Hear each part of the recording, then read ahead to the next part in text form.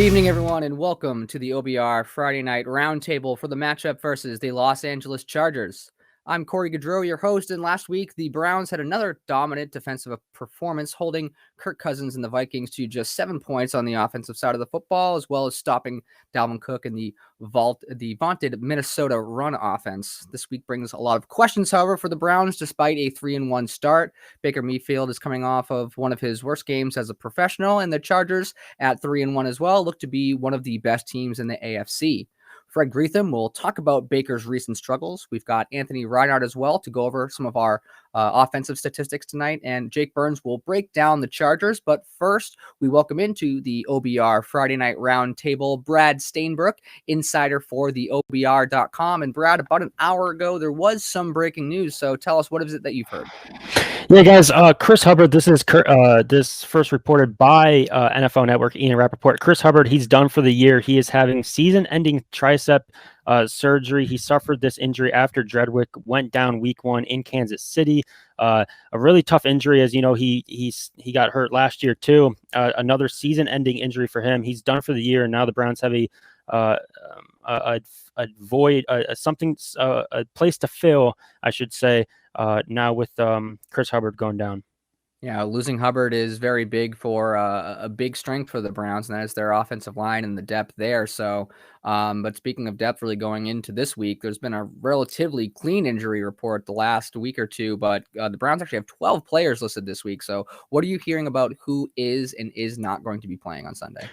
Yeah, so these following players are listed as questionable: Jadeveon Clowney, Tony Fields, Myles Garrett, Troy Hill, Tack McKinley, David Njoku, Malcolm Smith, J.C. Treader, Denzel Ward, and Jedrick Wills. All those players are questionable to play, and I'd be surprised if any of those guys missed the game Sunday. I think Myles Garrett actually told media members today in Berea that he is going to play. And a following report by ESPN stated that multiple defensive players were going to play, including Jadeveon Clowney. And I can also confirm, sources are telling me that David Njoku and Troy Hill will play. So those are 2 players I can confirm that will play. In terms of Jedrick Wills, could come right down to the wire. So for Jedrick Wills, like you mentioned, sort of potential game time decision if he doesn't play. So is this finally going to be the week that we see some James Hudson? It could be, but I will say this: it's a fluid situation, and it's going to come right down to the game. And I wouldn't be so sure if they started James Hudson. I can tell you about 2 hours ago, I heard Blake Hance was going to get the start if the game was tomorrow, but it's Sunday. A lot of things can change, so it can go either way. So with Anthony Walker now coming back, do you expect him to get the green dot back like we had talked about way back in week 1? Or is it something that the Browns are going to stick with Malcolm Smith after his spectacular play so far in Anthony Walker's stead? Yeah, the Browns have until tomorrow until 4 p.m. to officially activate Anthony Walker. And Kevin Stefanski said he looked good, but they're going to take that time to decide what they want to do. And it's leaning towards the direction Anthony Walker will be playing. He hasn't been on the injury report, guys, because he is he's on the IR right now. I know they designated him to return, but it's still a fluid situation. He is going to play. It's leaning that direction. And if he is going to play, he will get the green dot. Yeah, Malcolm Smith also questionable on that report as well. So another person just sort of dinged up. But again, a lot of good depth there, especially with JOK's play so far. So the Browns definitely looking pretty good on the linebacker front. Baker Mayfield, however, we talked a little bit about in the introduction, coming off a not so great game, potentially because of it sounds like a torn labrum in his non-throwing shoulder. Has there been any news or anything on that we've heard? Yeah, I mean, other than not really, but he's going to play. He's going to play through it, and the Browns are committed to keeping Baker Mayfield on the field and have him play through it. He's not on the injury report because he's actually not even getting any treatment from the medical staff regarding that shoulder. I know he's wearing that brace or however you want to call it. But he's not getting any treatment. So, for example, Odell Beckham Jr., who has been a full participant, he is getting treatment on that shoulder by the medical staff. That is why he's listed on it. So that's why you don't see Baker Mayfield on the injury report. So they're sticking it with it. Baker Mayfield is going to play this out, and don't be surprised if he has surgery on that in the offseason. So again, quite a bit of a deep reporter. Is there any other additional insight you have on any other of the injuries that we've seen through the injury report, or any other ones we should look at to going at Sunday? Just going back to Jedrick Wills, it's really day to day for him. So it'll change. I know Bill Callahan, the Browns offensive line coach, said he actually had an ice bucket in the meeting room where he was just constantly putting treatment on that ankle, and he's really trying to play. It's going to come down to 90 minutes before the game where the Browns will have to decide if he's going to play or not, and we'll find out with the inactives list 90 minutes prior to the game.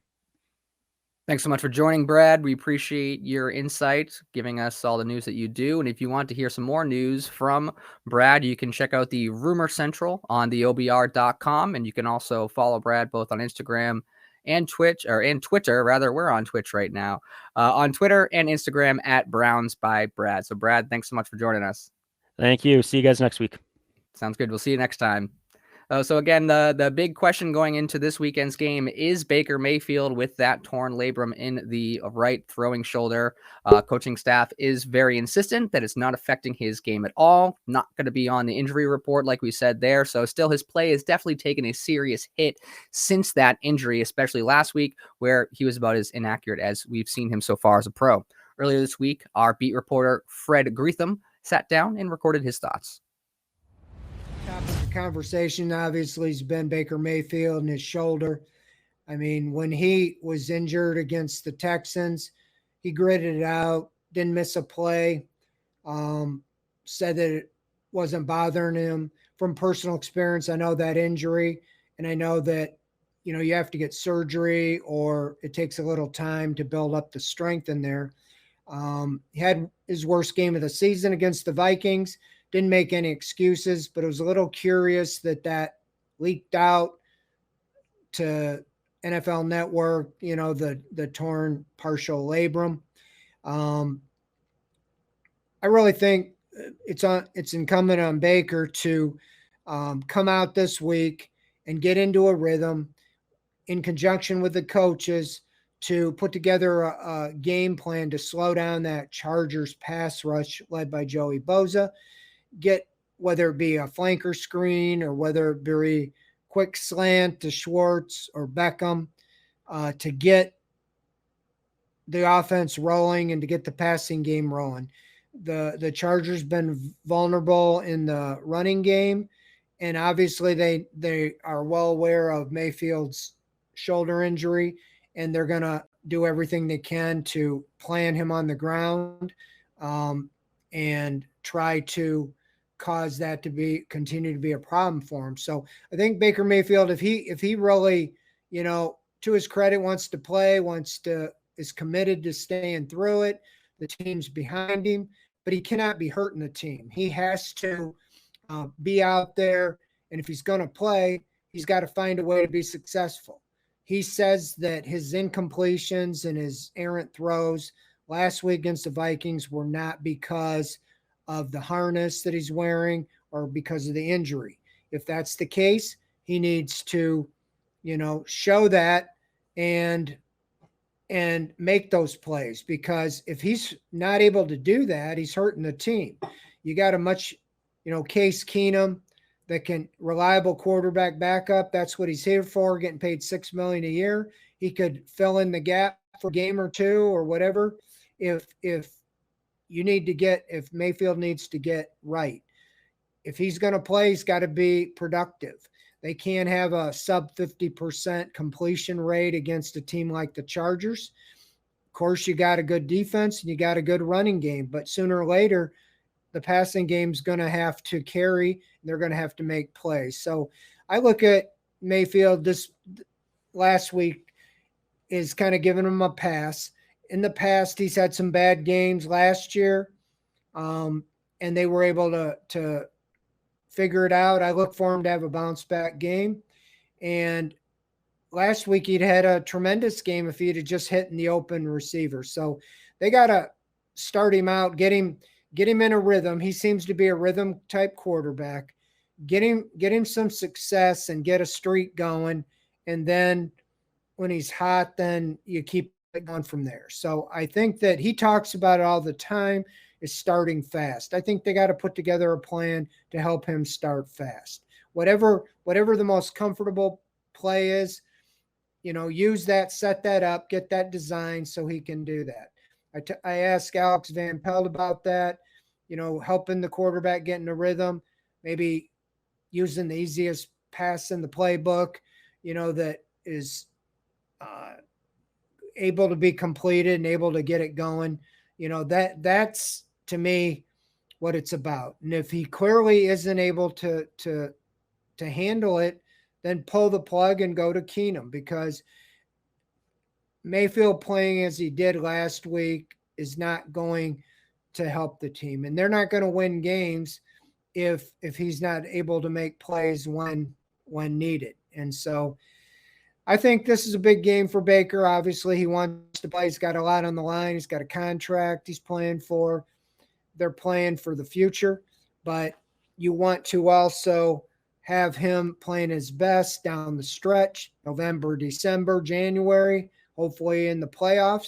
But to get to the playoffs, you got to win games now. And if he's not at his best, if he can't help you, that's what you have Case Keenum to kind of be that bridge to help you win a few games here along the way. So that's my thoughts on Baker Mayfield and the offense. I do think he will have a bounce back game this week. And I think it's on him to just make it happen. So he's dropped from 81% after the second game in completions to in the mid 60s, 66, I think. It's still pretty good, but it's going in the wrong direction. So he's got to get that percentage up. That's what he was drafted to be, is a high percentage accurate passer. And last week he was not that by any stretch of the means. So that's my take. That's the Greetham angle. Check everything out at theobr.com. Thank you. Thanks so much to Fred there for his thoughts on Baker Mayfield so far. And if you're a Browns fan and you're not currently subscribed to theobr.com, well, you're just plain old missing out.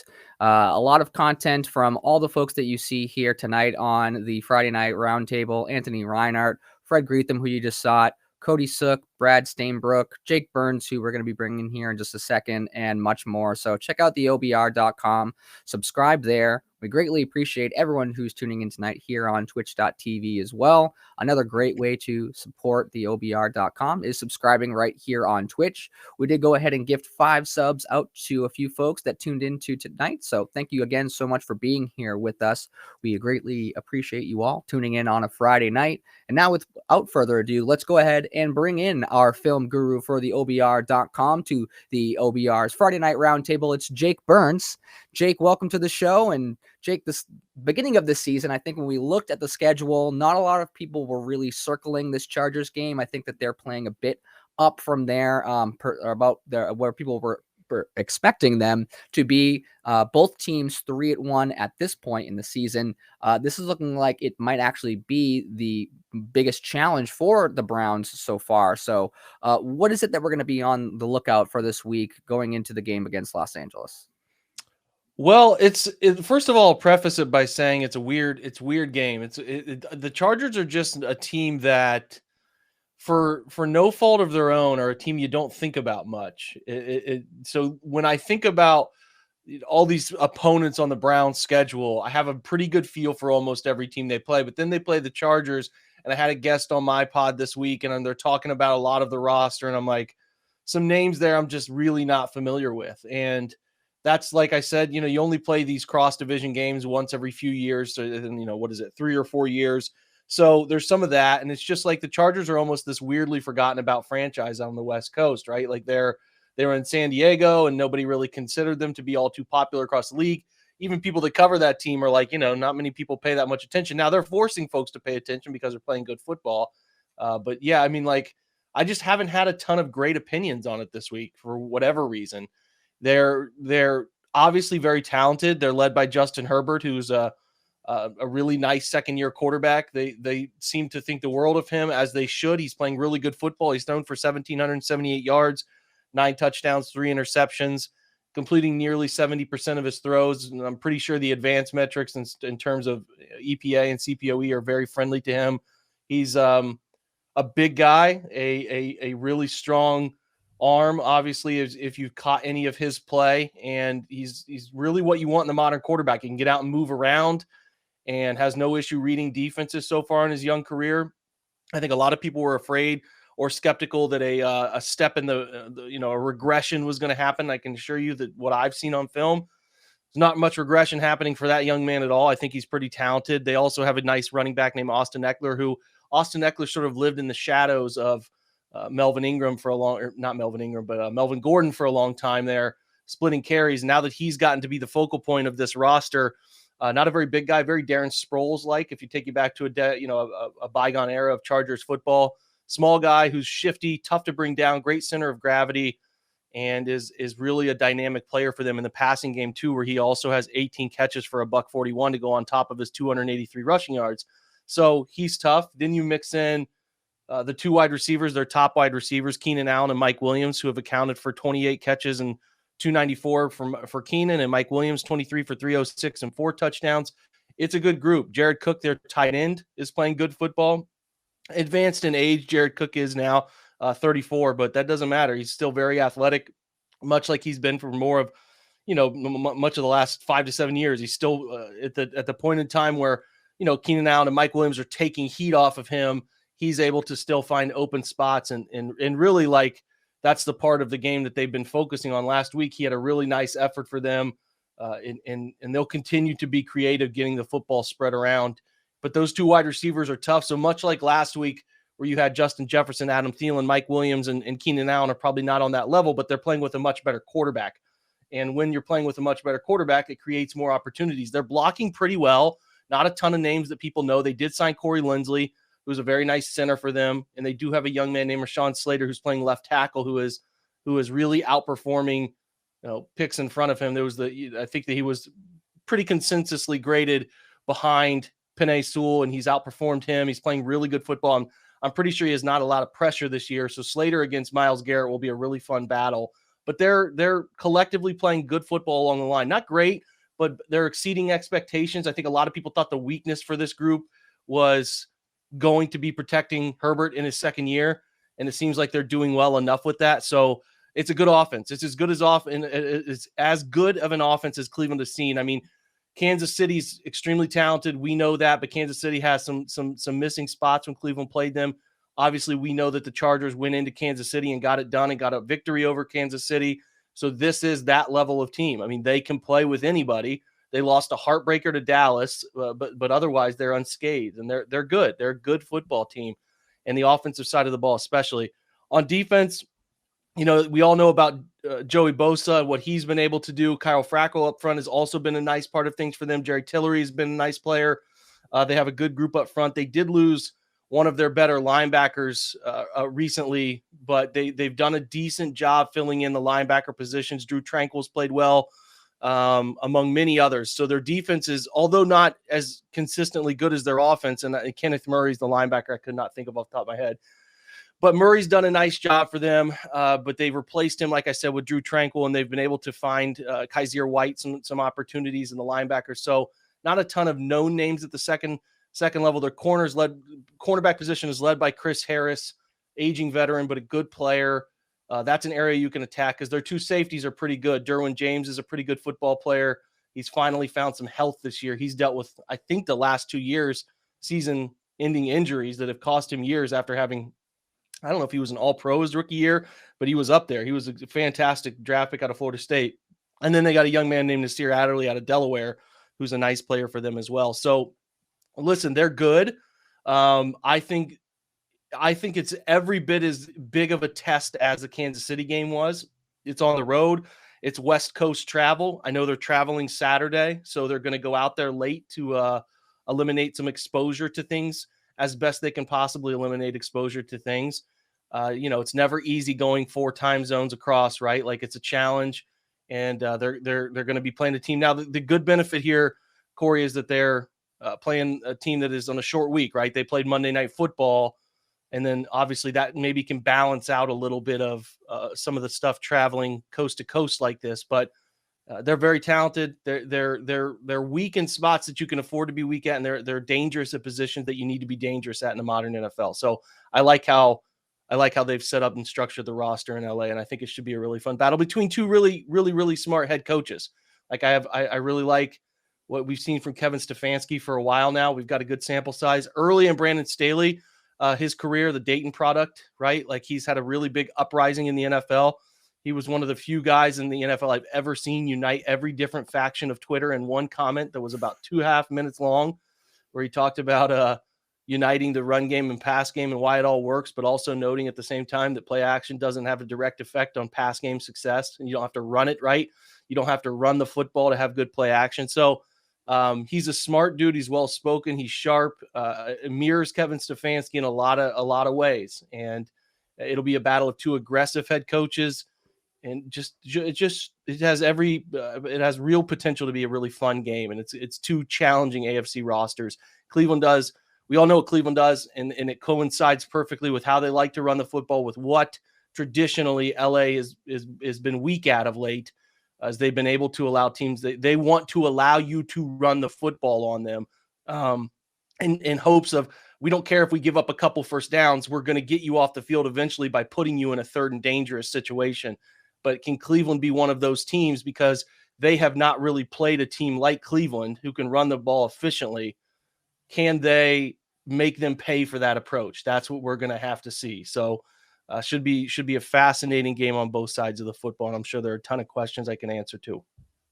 The Browns so far this season have had a lot of success with their defensive line, getting some pressure on the quarterback. Justin Herbert, second-year quarterback. How does he perform under pressure, under the blitz from the defense?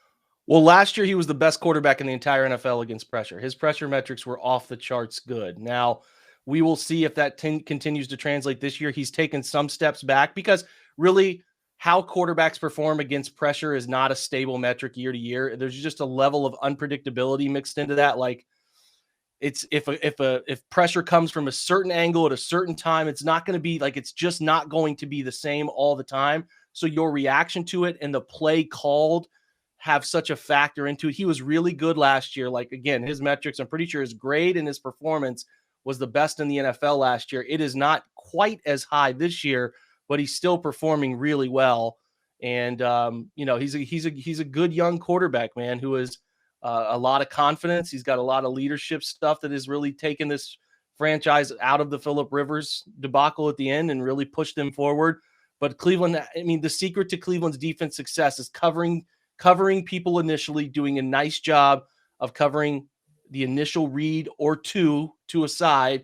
And then by the time the quarterback has processed that, they're in their face. So the pressure will be the important factor in this game. And, even though Justin's handled it well, you always want to put a quarterback under as much pressure as you can possibly put him under, because that's where bad decisions are the root of that, right? Like, Cleveland has had really poor turnover luck so far. They've created immense amount of pressure. They've created, we know about the sack numbers that they've been able to pull off, but they haven't had any turnovers off of those. Like, they had an interception last week. They just have not created a ton of turnovers. But I do think if you continue to get a lot of pressure and put quarterbacks in rough situations, the turnovers will eventually arrive. So Cleveland's on the right path. We'll see if it can affect Justin Herbert the way it has the last two quarterbacks they played. You've got a question here coming in from Twitch chat. Man, I'm not excited about Hudson being our left tackle. Any chance Dunn might be able to work into the position? Well, I'll say this. Any team in the NFL is down to their third tackle, whether right or left, you're not going to be happy with them. You're just not. There's a reason these guys don't play with the first or second group, and it's just tough. So they're going to have to create ways to alleviate the stress by getting the football out quick, by giving some chip blocks, by putting wide receivers in tight formations and changing the angle of whoever is pressuring off that side. They cannot isolate, whether it is Fackrell or whether it is Joey Bosa. If they decide to move him side to side, they cannot leave that guy on an island with him. Whether it is James Hudson or whether it's Blake Hance, it is going to be a struggle. So the Cleveland's going to have to scheme their way around it. Think back to, try to think back to what Tennessee had to do in 2019, the opener, when they had to start their third tackle. I think it was their third tackle when Taylor Lewan was out. You just have to be creative. It's going to be a creation type of thing where you can try to alleviate that stress. So Dunn is a good player. He played tackle at Maryland. I think he's more of an inside guy. I mean, I really think Blake Hance is an inside guy too, but you get forced to do things. I just don't know the health of Dunn. When he hurt his back, it's always like, you can feel like you're close to playing, but you block one time and you feel it tighten up. Like a back injury for an offensive lineman is one of the worst things that they can have happen. So I don't think you're going to see Michael Dunn at tackle, at least not right now. It's either going to be Hudson or Hance if Wills can't go, and we don't think Wills can go. So I would brace yourself for that outcome and see how the Browns try to overcome it. So like you said, so far 3-1 for the Chargers, just barely getting by, and losing a close one as well to Dallas. What have teams done so far that have been successful against the Chargers to be able to put up some points on the board against them? Like, is there a weakness to their defense that you can either see through previous games or through their roster that it looks like the Browns may have an opportunity to attack? I think you can take advantage of cornerback play. I don't think they're effective cornerbacks at the level that you would hope in the NFL. They're okay. They can be supported by pass rush, and you can help them out with safety play. You want to avoid, in my opinion, putting these guys in double coverage situations where Adderley and Derwin James can be impactful cover guys.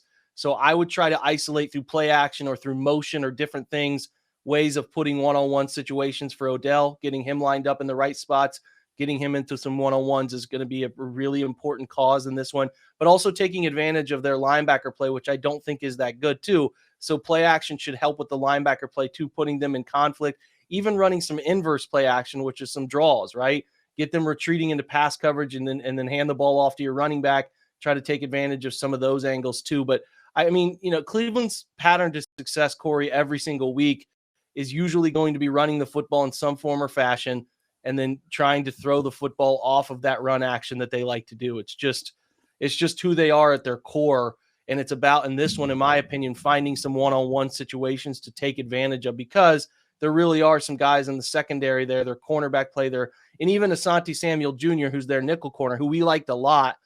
We liked him a lot out of Florida State in this past draft. Steve and I did, but he can be picked on a little bit too. So, I think that Cleveland has enough skill. The roster's good enough to win this game. They're every bit as good, if not better than the Chargers. They need the quarterback to play well. Cleveland's does. They need Baker to show up and play well, but they have the talent to win this game in a tough travel situation. So, like I said, the teams that have struggled with them have been trying to get a little too cute, going away from who they are. And I think Cleveland has a nice chance to do some of the things that they're already pretty competent at and push those into what the Chargers, again, with run game, with between gap and zone stuff that they don't handle all too well.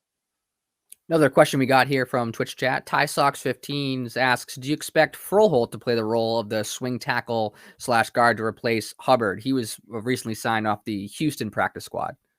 I would imagine so. That's why they brought him. That's why they've been desperately trying to get some tackles out there. That's got to be the goal. It's got to be the goal. He's played on some good offensive lines. He had some snaps with the Patriots a few years back. I don't know enough about him, but yeah, they're desperately needing that type of player, and I would expect him to try to fill that role as best as possible. But I don't know enough about him to feel positive or negative. I've got one more question here from our chat from Kevo680. With the size of Keenan Allen and Mike Williams, do you expect less man-to-man coverage this game? Well, they already don't run much. I mean, Cleveland's probably runs on average, based on the data that I collect, like 12 snaps of man-to-man a game. So what they will probably do is try to bracket those two guys, just like they tried to bracket Thielen and Diggs, and try to put them in situations where they can have they call it two-man. They'll play man underneath with two safeties in deep leverage positions to try to pin Allen and Williams into some situations where it's 2-over-1.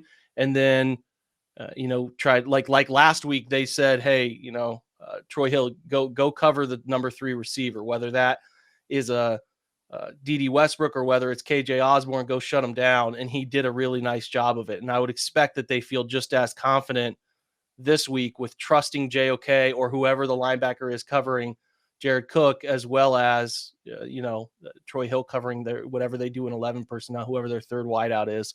I think they'll be okay with that. So if they do man, they'll probably go cover one around 8 to 10 snaps, not many. And then they'll sprinkle in some of that 2-man like I was talking about. So they have a pretty good feel for their strength. And the Browns, Linebacker's been playing well. The Browns secondary has been playing really well, even with Greedy Williams coming in.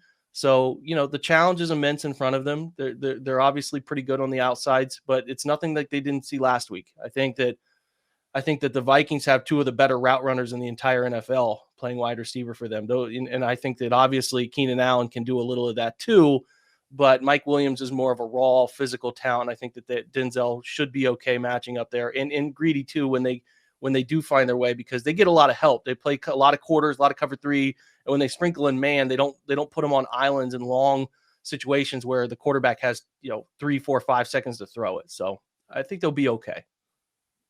We greatly appreciate you joining us as always, Jake. Great stuff, great insight. Where can the people catch more of your content, and what other shows do you have coming up? My Twitter handle right there in front of you is a place I tweet a lot. The OBR Film BDN Twitter account posts a lot of clips, and as usual, we'll have the podcast that's up every day, and Chalk Talk will be Wednesday this next week. So that's where we'll be. And remember to check out the site on Monday for film breakdowns from the Chargers game.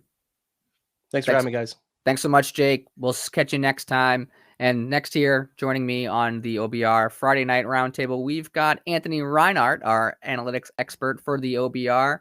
Anthony, the offense has been pretty inconsistent to start the season, which is a little bit surprising. So what do you think is the story on the offensive side of the ball? Sure. Yeah, no, that's kind of one of the things that I think everybody's asking right now is, what can they kind of do to get the offense back on track? Obviously, it starts with Baker Mayfield, but one of the things that the Browns really did well last year over the second half of the year was they started passing the ball more. So, assuming that Baker can kind of get over these issues that he's going through, potentially injury related or whatever else, that'll kind of be the key. So the first thing I kind of wanted to talk about is an article that I read in ESPN this week. It was a 2021 analytics survey. It's the second time that ESPN has done this survey where they ask questions to a bunch of analytics staffers that work for teams across the league. 22 staffers responded. And of those 22, 11 of them said that the Browns used analytics the most in their decision-making. I don't think that's a huge surprise to a lot of Browns fans, but, especially given, how well they do drafting, team building, with fourth down decisions, building the defense up through the secondary rather than in the defensive line or through linebackers. And also using a lot of play action and a decent amount of motion before the snap to kind of draw the defense out. So, the Browns do a lot of great things analytically, but the one thing they don't do, and kind of to the point that we had just discussed, is that they run the ball a lot. Situation adjusted. I like to look at pass probability over expected, which gives us a sense of how much a team passes compared to what we might expect based on down, distance, yard line, time remaining in the game, and win probability. The Browns are the fourth most run-heavy team in the league. So, that's it's kind of the identity of this team. But at the same time, the Browns give up a lot of efficiency by especially running the ball on early downs. In terms of EPA, the Browns are about 0.2 of a point better when they pass the ball on early downs compared to when they run the ball. And that's true in 2021, and it was true in all of 2020 as well. So this has been kind of a consistent thing for the Browns, and it's true for every team. Every team is better passing compared to running on early downs, unless you have a terrible quarterback, which I don't think the Browns do. So I'm hoping to see the Browns pass the ball more, and I think that'll kind of jumpstart the offense more than anything. Yeah, difficult to think that in this NFL in the 2021 that someone is outrushing the Cleveland Browns right now with two of the better running backs in the league currently. So, what do you think it is about the NFL currently that more people, like you said, that efficiency with passing versus running? Is that just sort of how the NFL has turned nowadays? I know, like for me growing up, the Sean Alexander, LaDainian Tomlinson, Priest Holmes, that sort of NFL is sort of long gone now. It's very much focused on the passing now. So is that really just the statistics and the way the NFL is being played now? Is that sort of how you've seen that kind of those numbers shaped that way? Is it a product of the game? Is it a product of the players?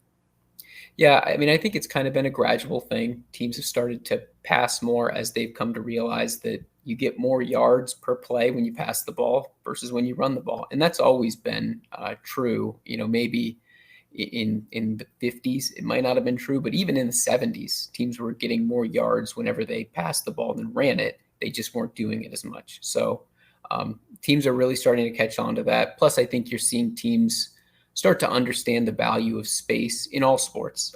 You see in basketball where teams are taking more 3-pointers, in hockey where teams kind of spread the puck out a little bit more to separate the defense. And I think that's kind of like in any two-dimensional space, you're going to get a lot out of it if you can use the entire space. So teams are putting more receivers on the field, running routes that achieve better separation between the routes. So, I think it's kind of a thing that's happening naturally and is still happening, frankly. I think that, the pass rate in the NFL on early downs has gone up as far back as I have data for, which is back to 1994, has gone up consistently. And I expect it to continue going up for probably another 10 or 15 years until we reach an equilibrium. It's really the age of the internet here, where information is just so prevalent and so plentiful to be able to make a lot of these decisions, which is great to see kind of in the game. So is there a worry with the more pass heavy offense that you're more likely to go 3 and out, wear out your offense, or wear out your defense rather? It seems like Seattle seemed to have some issues with that last year when they kind of lost a lot of their run game. So running on 2nd and long is a big pain point in terms of analytics. Is there's a reason that people are still committing to running on 2nd and long? Yeah, and there are good times to run, and I think that no situation is like a 100% pass situation.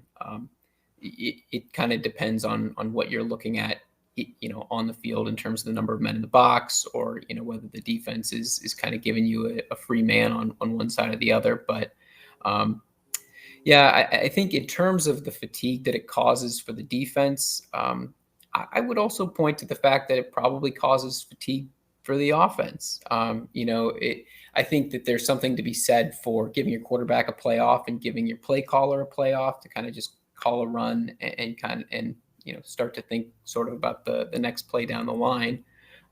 But at the volume that teams are calling run plays, I don't think is creating that efficiency where you're gaining enough from the breaks to justify what you lost by taking the break. Well, thanks so much for being here, Anthony. We greatly like listening to, at least I do, very specifically, the analytics side of the sport, which is definitely something new for a lot of folks, I think, in the world of sports. So we love having you on. So thanks so much for being here tonight. Yeah, thanks, Corey. I appreciate it. Yeah, you can check out Anthony's most recent analytics article and any others that come out on the OBR.com. Check out any of those, some of my favorite pieces from the OBR specifically. And now to round things out here for the night, we're going to head things on over, take a look at the rest of the AFC North. We're going to go around the rest of the conference, and we're going to bring in the web dork himself, Barry McBride, the publisher of the OBR, and much to the how do I want to describe our producer Ian's emotions here? He's been loving sitting down, hanging out, watching Ben Roethlisberger flail, and it sounds like the Steelers are not going to be benching him this season. So I think we're going to continue to see that through all 18 weeks of this NFL season. So they lost another one last week to the Green Bay Packers. Adam Schefter reporting that again, just Ben Roethlisberger here to stay. So how ugly can this get before the end of the year for Pittsburgh? Not too ugly for me. Let's just hope that it continues. that statement that Roethlisberger was not going to be benched at any point, obviously you have a lot of respect for him there. But mostly what that did from my perspective is it ruined my hot take at the beginning of the year. My hot take was that Roethlisberger was not going to survive as a starting quarterback, that they would either bench him or he would get injured because of their flailing offensive line. And, now it appears that they're trying to short circuit my hot takery and make me look foolish, but they don't really need to do that. I can do that myself. But they got the Broncos coming into town this week. We're talking about two teams that have been fairly effective on defense, not very effective on offense. The Steelers, the Steelers beat the Bills week 1, right? And now we're looking back 3 weeks later going, what Twilight episode was that? Twilight Zone episode was that? What's going on? How did they beat the Bills? That's not the only thing that they haven't done since week 1 is to win a game. They also haven't scored more than 20 points the last 3 games. And so this game between the Broncos and the Steelers, logically is going to be relatively low scoring and boring so that I don't need to pay attention to it. And we as Browns fans don't need to pay much attention to the Steelers at all because they are so far away from us in the standings and will hopefully remain so. They're not a threat to the Browns right now. However, close in the standings right now is one of the surprises of the NFL this season, and that's the Bengals so far at 3-1. They'll be taking on the Green Bay Packers and Aaron Rodgers this weekend, who just faced Pittsburgh the previous week. So we just saw how that sort of shook out for the Steelers. But now this is going to be a matchup for the Bengals that we could possibly see. How does everything really stand here in the AFC North? So right. What does it look like going into that game? Is it something that, maybe the Bengals come back to earth now, or what if they take on and they beat the Packers and move on to 4-1? Well, let's take a look at who the Bengals have played so far, right? They lost to the Bears. They beat the Jaguars, which is, I think most SEC teams could have a good shot at the Jaguars. Basically the combined record of Bengals opponents so far this year has been 4-12, right? They have not played anyone. Now, there's a lot of brave talk down in Cincinnati at this point about, the world is going to notice when we beat the Packers and all sorts of brave talk like that. I don't think the Bengals are going to have to worry about that. I think that Rodgers will eat them alive. And just basically the Bengals haven't proven much to me, despite the fact that they're 3-1 because of the nature of the people they played. If you schedule the Jaguars and Steelers enough, you can have a great record. Right. But Cincinnati hasn't proven it. This would be a good opportunity too, but I don't think it's going to happen. All right, we'll see if Rodgers eats them up or if you'll eat your words next week. For the Baltimore Ravens, however, they ate up the Broncos, including taking quarterback Terry Bridgewater out of the game. Some guy named Drew Lock came in. I'm pretty sure that I was higher on a depth chart of him recently. So they've got a game this week against the Indianapolis Colts with Carson Wentz at the helm there now for them, of course. So right. what's their outlook for this game? Is this looking like potentially, at least on paper, a win here for Baltimore? Yeah, it looks like a win for Baltimore. That game against Denver was pretty interesting. The Broncos fans were really hoping that Drew Lock would come in and sort of claim the position from Teddy Bridgewater and be the future for the Broncos at quarterback. He did everything but. He certainly did not take ownership of the quarterback position, and Teddy Bridgewater looks like he's going to get more playing time this week. He got taken down by I wouldn't say a typical Baltimore act, but a controversial hit, let's put it that way, that put him into the concussion protocol, and it's sort of what you expect from the Ravens these days. One of the things that no one expected from the Ravens is they were up 23-7 over the Broncos, 3 seconds left on the clock, and they had the ball. And instead of kneeling, they ran for 5 yards. And they did this so that they could co-own a record of 43 consecutive 100-yard rushing games. And that, to me, that is the Baltimore Raven history right there. That's the type of thing that they do. I have never been a fan and have never been objective when dealing with the Baltimore Ravens franchise for a number of different reasons. But they play the Colts this weekend. The spread is 7. I think that you might want to take the Ravens on that. I just don't think the Colts can play them, and I think they go to 4-1. And so it's up to the Browns to keep pace. We got to beat the Chargers because no one's going to slow the Ravens down. We're going to have to do that job ourselves later in the season. Yeah, the Ravens, nothing like the Eagles a few years ago. I believe it was Brian Mitchell who downed the ball at the 1-yard line at the very, very end of a game, angering fantasy fans everywhere. I'm sure somewhere, someplace, someone got a fantasy win because of those 5 extra yards. So they're pretty excited about that. So, well, Barry, as always, thanks so much for joining us. We've got a later game on the West Coast coming up on Sunday. So we've got a later start time for the pregame show as well, right? Yeah, we're going to be starting the pregame show at 3. We are going to be coming to you from Old River Tap and Social in Rocky River, Ohio. And there are going to be a whole bunch of us there this weekend. And we hope you come out and meet us or see us. And we'll be doing the pregame around 3, watching the game from Old River. And then after the game, doing probably about an hour-long post-game show. And I have a correction. It was Brian Westbrook of the Eagles. I don't know who Brian Mitchell is. I think he might have been a wide receiver.